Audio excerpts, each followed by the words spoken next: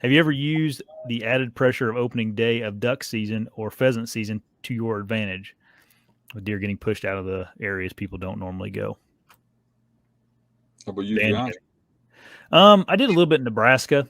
It, we don't have a lot of duck hunters around here. I mean, we got some, but it's not like it is in some other states. And we don't have pheasant hunt. We don't have pheasants in southern Indiana, not very many. So um, those two specific things we don't really have to worry about in Indiana. But when I was in Nebraska, there was pheasant hunters everywhere, and the deer really got concentrated down by like the rivers and stuff where the pheasants were out in the CRP field, or the pheasant hunters were out in the CRP field. So I really it really concentrated the deer. I don't know, I don't know if it necessarily made it any easier to get on big deer for me over in Nebraska, but I definitely started seeing more deer once the pheasant hunters started hitting the CRP fields or grass fields, whatever they call them out there. So for me, it's more of an interesting answer. So um, I've hunted quite a bit on openers of pheasant and duck hunting for deer. And for years, I would try to capitalize on pressure moving the deer. And I never, ever killed a mature deer on that pressure. I can't even remember seeing one because of that pressure. However, I have killed deer because of pheasant hunting and because of duck hunting. I know it. Because, kind of as Josh alluded to, it puts those deer in certain areas, pressurizes them.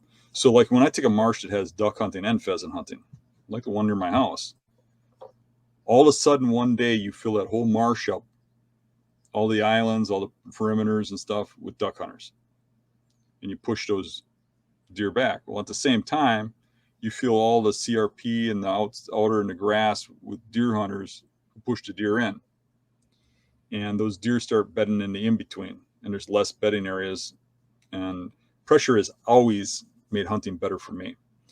But what I see is those deer hunker down and hide.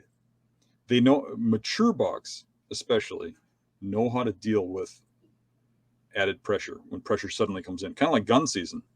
Everybody thinks you're going to go sit in a funnel and huge bucks are going to run through because all these deer hunters are going to go in there and chase them past you, and it just doesn't work that way. If it did, people would have walls full of big bucks because a lot of people hunt that way. No. I've never killed a big buck on opening day of pheasant or opening day of duck, but what I have done is moved to pressure areas, and 2 or 3 days later saw a lot more deer and killed deer in areas where I felt that the pressure was going to put them. Case in point, there's one island I can think of that's in a small marsh. That really, it's a marsh with an island in the middle and grassy land around the outside. There's no duck hunting there, but there is pheasant hunting. They release pheasants there. And I noticed that that island had a primary bedding area on it. And hit or miss, you could get action on there all season. But over the years with trail cameras and with hunting, I've noticed that 3 days after pheasant hunting opens is like the peak time. Like not the day pheasant hunting opens, but the next day you start seeing an increase in deer in there. And about the third day after, you really see the bigger stuff show up there. So knowing that, I started hunting there that third day after pheasant season went open, and I started having success in killing deer because of it.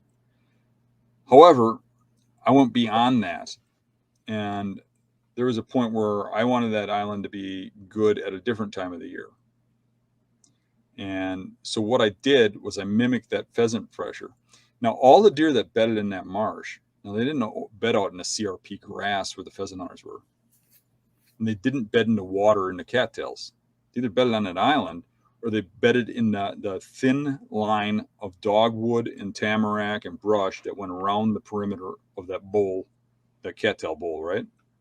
So literally what I did was for like 2 days straight during the day, I walked through all those bedding areas.